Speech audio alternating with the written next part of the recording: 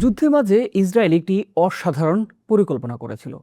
তার নিজের সবচাইতে বড় শত্রুকে দিয়েই ইরান শাসন করাবে। সেই মানুষটি যিনি একসময় ইসরায়েলকে মানচিত্র থেকে মুছে ফেলার ডাক দিয়েছিলেন, তাকেই বেছে নেওয়া হয়েছিল ইরানের পরবর্তী নেতা হিসাবে। এটি গল্প নয়, এটি বাস্তবতা। আগে একটু পেছনে ফিরে যেতে চাই।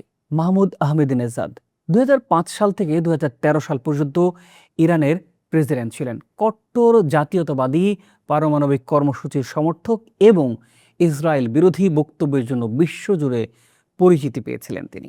কিন্তু ক্ষমতা থেকে সরে যাওয়ার পর চিত্র বদলে যায়। ইরানের গার্ডিয়ান কাউন্সিল ২০১৭, ২০২১ এবং ২০২৪ সালে তার প্রেসিডেন্ট প্রার্থিতা বাতিল করে দেয়।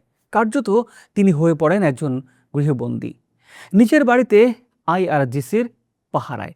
এই বিচ্ছিন্নতা এবং শাসন ব্যবস্থার প্রতি ক্ষোভই হয়তো তাকে একটি অভাবনীয় প্রস্তাবের দিকেই ঠেলে দিয়েছিল। যুদ্ধ শুরু হওয়ার প্রথম দিনেই ইসরায়েল একাধিক নির্ধারক হামলা চালায়। সেন্ট্রাল তেহরানে খামেনির কম্পাউন্ডে হামলায় নিহত হন সর্বোচ্চ ধর্মীয় নেতা আয়াতুল্লাহ আলী খামেনি। একই সঙ্গে ধ্বংস হয় ইরানের একটি গুরুত্বপূর্ণ সরকারি বৈঠক, যেখানে ছিলেন এমন কিছু কর্মকর্তা যারা হোয়াইট হাউসের তালিকায় পরিবর্তনের সম্ভাব্য মিত্র হিসেবেই চিহ্নিত ছিলেন। কিন্তু সবচাইতে রহস্যময় হামলাটি হয় আহমেদিনেজাদের নিজের বাড়িতে। মার্কিন কর্মকর্তা এবং আহমেদিনেজাদের এক সহযোগীর বরাতে জানা গেছে, এই হামলার উদ্দেশ্য ছিল তাকে হত্যা নয়, বরং মুক্ত করা। ইসরায়েলি বিমান বাহিনী তার বাড়ি পাহারা দেয়া আইআরজিসি সদস্যদের নিশানা বানিয়েছিল, যাতে আহমেদিনেজাদ বেরিয়ে আসতে পারেন। দ্য আটলান্টিক এবং নিউ ইয়র্ক টাইমসের প্রতিবেদনে এটিকে বলা হয়েছে একটি জেল ব্রেক অপারেশন।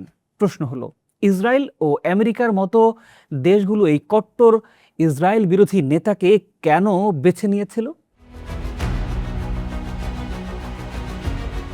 উত্তরটি লুকিয়ে আছে সাম্প্রতিক বছরগুলোর ঘটনা প্রবাহে।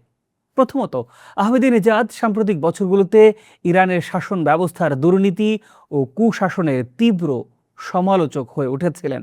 অর্থাৎ তিনি ভেতর থেকে বিদ্রোহী, যা পশ্চিমাদের কাজে লাগতে পারে। দ্বিতীয়ত, ২০২৩ সালে তিনি গুয়াতেমালা এবং ২০২৪ ও ২৫ সালে হাঙ্গেরি সফর করেছিলেন। উল্লেখযোগ্য বিষয় হলো, এই দুটি দেশেরই ইসরায়েলের সাথে ঘনিষ্ঠ সম্পর্ক আছে। তৃতীয়ত, তার সাবেক প্রধান স্টাফ ইসফান্দিয়ার রহিম মশাইয়ের বিরুদ্ধে ব্রিটিশ ও ইসরায়েলি গোয়েন্দা সংস্থার হয়ে গুপ্তচর বৃত্তির অভিযোগ উঠেছিল ২০১৮ সালেই। এই সব শত্রু মিলিয়ে পশ্চিমা গোয়েন্দারা সম্ভবত বিশ্বাস করেছিল আহমেদিনেজাদকে ক্ষমতায় আনলে একটি নিয়ন্ত্রণযোগ্য পরিবর্তন ইরানে সম্ভব। কিন্তু পরিকল্পনা ভেস্তে গেল আসলে কোথায়?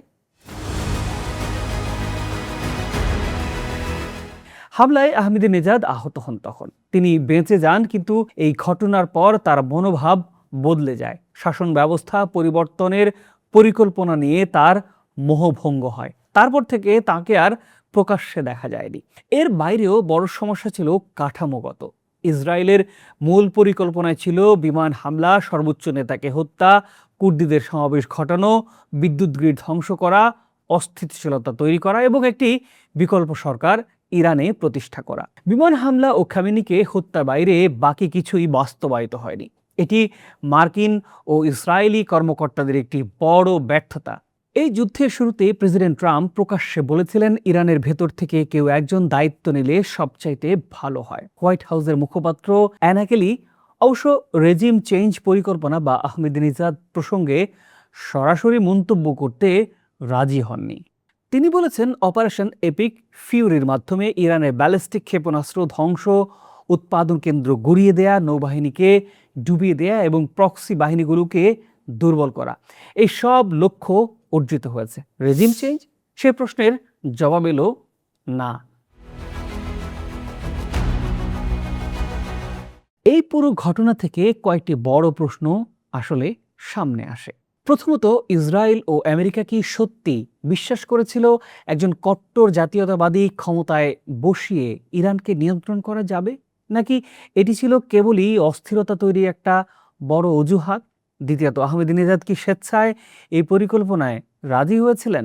তার মোহভঙ্গের কারণ কি শুধু হামলায় আহত হওয়া, নাকি এর পেছনে গভীরতার কারণ আছে? তৃতীয়ত, মোসাদের প্রধান ডেভিড বার্নিয়া এখনো বলছেন অনুমোদন পেলে পরিকল্পনা সফল হতে পারত। তাহলে কে অনুমোদন দেয়নি? ট্রাম্প প্রশাসন? এই প্রশ্নগুলোর উত্তর এখনো অজানা, কিন্তু একটা বিষয় স্পষ্ট: যুদ্ধ কেবল বোমায় জেতা যায় না। ইরানের ভেতরের রাজনীতি, সংস্কৃতি এবং জাতীয় পরিচয়, এগুলো বাইরের শক্তির হিসেবের বাইরে থেকে যায়। ইরান ইসরায়েল যুদ্ধের এই অধ্যায় আমাদের মনে করিয়ে দেয়, ভূ রাজনীতিতে শত্রু ও মিত্রের সংজ্ঞা সবসময় স্থায়ী নয়। আর ক্ষমতার খেলায় যাকে দাবার ঘুঁটি ভাবা হয়, সে নিজেও একটি মানুষ, নিজের হিসাব নিকাশ নিয়ে। আহমেদিনেজাদ আসলে এখন কোথায় আছেন? তিনি কি আদৌ আর সামনে আসবেন? ইরানের পরবর্তী রাজনৈতিক পরিণতি কি হতে পারে? এই প্রশ্নগুলোর দিকে আমরা নজর রাখব। নিশ্চয়ই আপনারাও আমাদের সাথে থাকবেন, বিষয়টি নিয়ে মন্তব্য জানাতে পারেন আমাদের। ভালো থাকুন, সুস্থ থাকুন, চ্যানেলটি সাবস্ক্রাইব করে পাশেই থাকুন।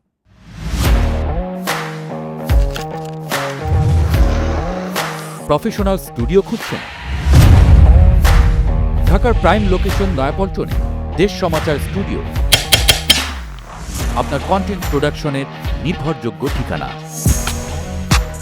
এখানে পাবেন 4K ক্যামেরায় মাল্টি অ্যাঙ্গেল রেকর্ডিং, আছে গ্রিন ও ব্ল্যাক স্ক্রিন সেটআপ, উন্নত মানের মাইক্রোফোন ও sound proof voice over booth. আপনার পছন্দ মতো স্টুডিও ডিজাইন করার সুযোগও থাকছে। Hazrat Shahjalal news content, talk show, interview বা পডকাস্ট, যা কিছুই করেন এখানে পাবেন প্রফেশনাল সেটআপ আর ফুল এডিটিং সাপোর্ট। আপনার চাহিদা অনুযায়ী বুক করতে পারেন আজই। কল কিংবা হোয়াটসঅ্যাপ করুন এই নাম্বারে 017202106557। ভিজিট করুন আমাদের ওয়েবসাইট ও ফেসবুক পেজ।